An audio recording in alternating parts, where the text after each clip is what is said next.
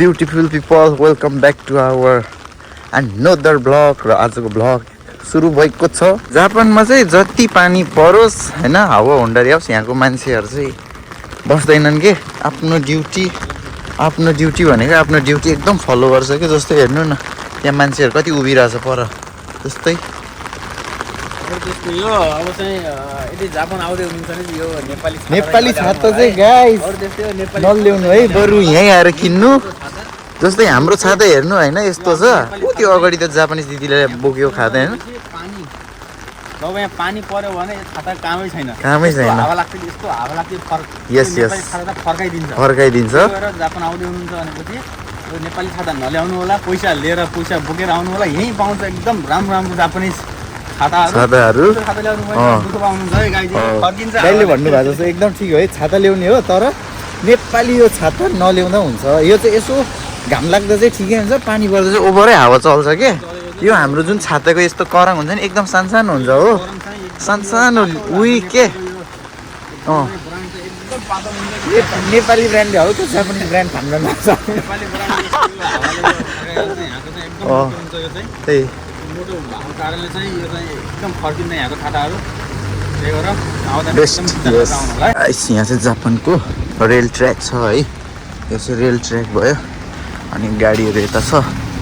पानी परेर बिजोग छ यार आज गाइस। अविन्द भाइ कस्तो लागिरहेछ त?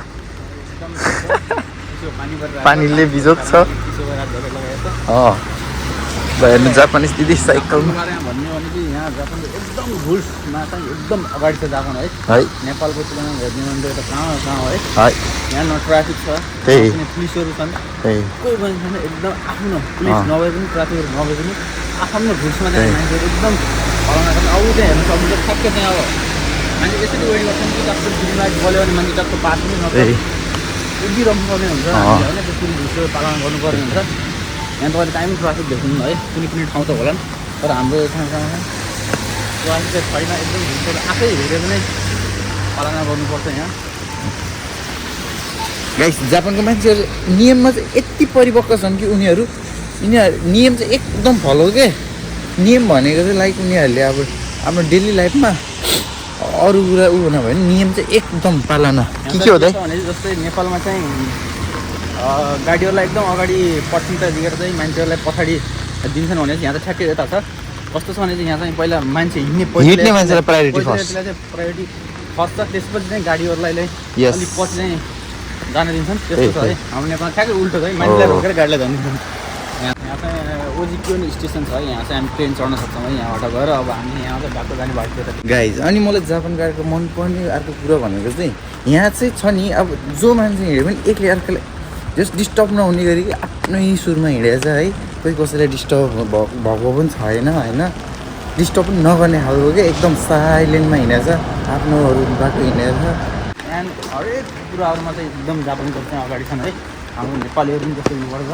अबको 5-10 वर्षमा चाहिँ अब बालनीको सरकार छ, हेरौँ के के हुन्छ। सबै रुल्सहरू पालनादेखि लिएर अरे हिँड्नेदेखि लिएर बाटोमा एकदम के रेल आएर डिस्टर्ब है, रेलले डिस्टर्ब गर्यो एकदम। सबै उठ्नु पर्दैन, सबै माथिबाट ब्लक हानिदिन्छ। टक्कै आएर छाता अफ गरेर हिँड्ने हो। मान्छेहरू किन्ने बेच्ने एकदम मान्छे छ है गाइस यो भित्र चाहिँ। हामी पनि अब गएको आइपुग्न लागिसक्यो, एकदम प्याक छ।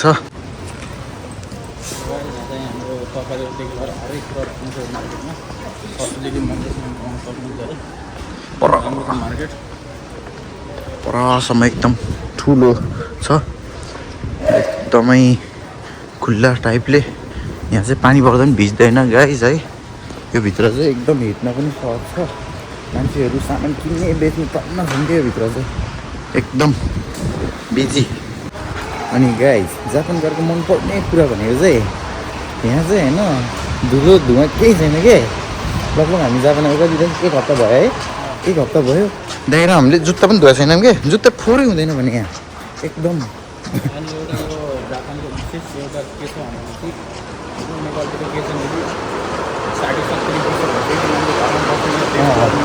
बिरामी भयो भन्ने यहाँ चाहिँ कस्तो छ भनेपछि एकदम जति 80 वर्ष होस् चाहे 90 वर्ष होस् 100 वर्ष किन एकदम काम चाहिँ गरिराख्ने हातखुट्टा चाहिँ चलाइराख्नुपर्छ भनेर मान्यता रहेछ है जापानको चाहिँ हातखुट्टा चलाइराख्ने जति बुढो भए पनि घर बस्दैन है भनेर चाहे बुढो होस् चाहे बिरामी होस् चाहे त्यो हिँड्नै नसक्ने व्हिल चेयर नै होस् तर मजाले यात्रा गरेर आउँछन् त्यो चाहिँ एकदम बेस्ट लाग्यो मलाई होइन आफ्नो शरीरलाई चाहिँ एकदम एक्टिभ बनाउनको लागि आफू चाहिँ एकदम हातखुट्टा चलाउनुपर्छ भन्ने मान्यता भएकोले यहाँ चाहिँ एकदम बुढो मान्छेहरू चाहिँ आफ्नो काम आफै गरेर आउँछन् यो चाहिँ बेस्ट हो हाम्रो नेपालतिर त त्यही हो घर बस्ने रेस्टुरेन्ट भन्ने होइन मजाले त्यस्तो छ यहाँ ठिक छ है अर्को भ्लगमा चाहिँ अर्को भिडियो सायद हामी आउनेछौँ थ्याङ्क यू सो मच है भिडियो हेरेकोमा मन परे मलाई सेयर कमेन्ट गरिदिनु होला आउँदै गर्नेछौँ हामी लगभग यो भन्दा अझ राम्रो भिडियो ल्याउने प्रयासमा छौँ है बिस्तारै बिस्तारै भिडियोहरू आउँछ है आजको लागि यति नै बाई बाई गाइस